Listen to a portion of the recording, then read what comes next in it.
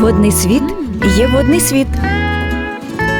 А вот наши партнеры, Соединенные Штаты и наши партнеры другие планируют передать контактную группу по Украине под эгиду НАТО. То есть контактная группа «Рамштайн», которая заседает, если раньше это было под эгидой Соединенных Штатов, то теперь ее передают под эгиду НАТО. США и другие западные страны рассматривают возможность передачи этой группы, возглавляемой сейчас Вашингтоном, международной коалиции, которая координирует поставки оружия в Украину, сообщает американское издание «Политика». Этот шаг призван помочь сохранить поставки оружия Киеву в случае возвращения в Белый дом Дональда Трампа. То есть такой вариант не исключается, и США заранее страхуются, чтобы потом не тушить огонь пожара. Сегодня и завтра на встрече министров иностранных дел стран-членов НАТО в Брюсселе участники этой встречи, то есть министры иностранных дел, обсудят постепенный переход организации, называемой контактной группой по обороне Украины, под контроль Альянса. Так что ждем результат, и я думаю, что это должно улучшить качество и скорость поставок. Вот самое главное для нас. Потому что вопросы решаются вроде как положительно. Заявки на Украину рассматриваются тоже в полном объеме. Но, за исключением отдельных видов вооружения, там ракетные, например, и авиация. Да? А остальное, в принципе, решает. Но сроки поставок — это, конечно, катастрофа. Поэтому, если НАТО возьмет на себя, то думаем, что будет намного лучше, намного эффективнее, намного быстрее.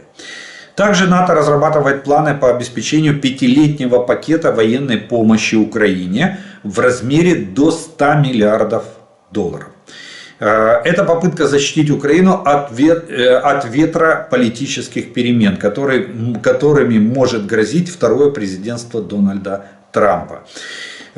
Тут, если предложение по контактной группе по передаче контактной группы будет одобрено, то оно также даст Альянсу контроль над возглавляемой США контактной группой по военному содействию Украине. Помните, была еще программа на саммите в Вильнюсе, НАТО приняло долгосрочную программу помощи Украине по перевооружению и переоснащению вооруженных сил Украины под стандарт НАТО, с переходом на западные системы вооружения, на западные калибры и, соответственно, переоснащение. Так вот, именно об этой программе и идет речь. Долгосрочная программа, она будет внедряться, опять же, с помощью вот этой контактной группы, которая переходит под контроль НАТО. Я думаю, что они проголосуют, чтобы она перешла под контроль НАТО. Нью-Йорк Таймс сообщает, что идет серия телефонных разговоров между Джо Байденом и Си Цзиньпинем. То есть между президентом США и лидером Китайской Народной Республики. Обсуждаются все вопросы: экономические, политические, военные, в том числе и конфликт Украины и напряженность в Тихоокеанском регионе. На что обращается внимание? Повестки Джо Байдена это борьба и с производством наркотиков, и ближневосточный конфликт, и поддержка Китаем России во время конфликта в Украине. Беседа скорее была такой контрольной встречей, а не саммитом с конкретными результатами, но это были важнейшие события во время, будем так говорить, в этом политическом году. Страны пытаются восстановить отношения. Байден подчеркнул, что Китай не должен продолжать помогать России, восстанавливать ее военно-промышленную базу. Российское производство вооружений продолжает наращиваться, несмотря на экономические санкции, за счет Китая. Я не беру здесь Иран и Северную Корею. Иран можно еще выделить в отдельный пул. А вот Северная Корея — это как сателлит Китая. Без команды из Китая ни один патрон, ни один снаряд из Северной Кореи не поступит в Российскую Федерацию. Вот на это и обращает внимание Байден. Плюс идут разговоры и о Тайване, тоже о его статусе и дальнейшей судьбе. Вот. И вообще о развитии отношений Китая и Соединенных Штатов Америки. Я думаю, что это хороший знак в том плане, что не стоят они на месте, не смотрят друг на друга через океан, надувая губы и щеки. А наоборот пытаются найти точки соприкосновения, пытаются найти какие-то моменты для возобновления отношений, улучшения отношений и достижения каких-то договоренностей, что может повлиять на ход боевых действий в нашей стране, для нас с вами.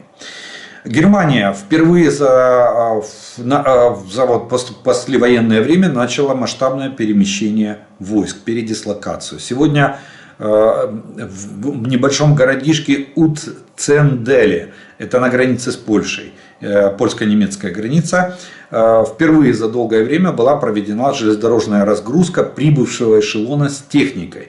Там же находятся склады с топливом.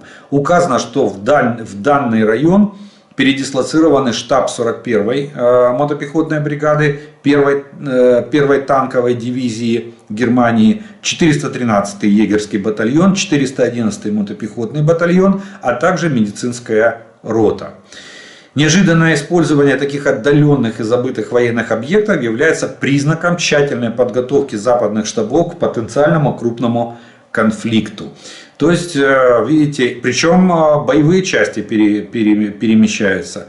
Ну, егерский батальон, я скажу, это очень серьезная вещь. Это батальон, который обучен ведению боевых действий в особых условиях. То есть, они границу с Польшей они усиливают войсками.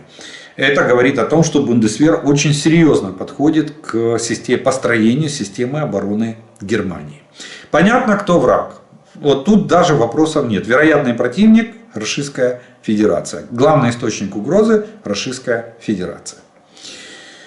Далее, Соединенные Штаты, все-таки выделят нам деньги, выделяют нам 60 миллиардов.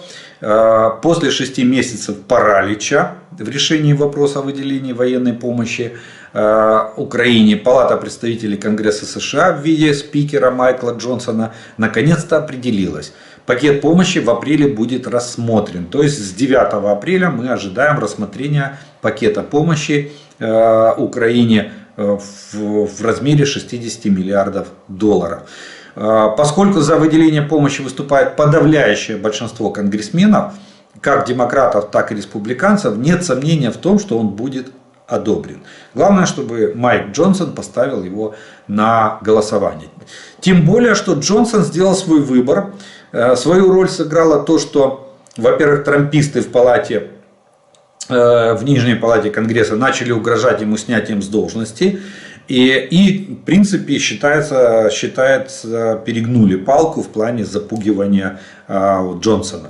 Спикер, которого подозревали в симпатии к России, вынужден был обратиться за помощью к демократам и поменять свой курс. Те пообещали ему поддержку, не давать голоса для его отставки в случае, если трамписты маговцы поставят этот вопрос на голосование.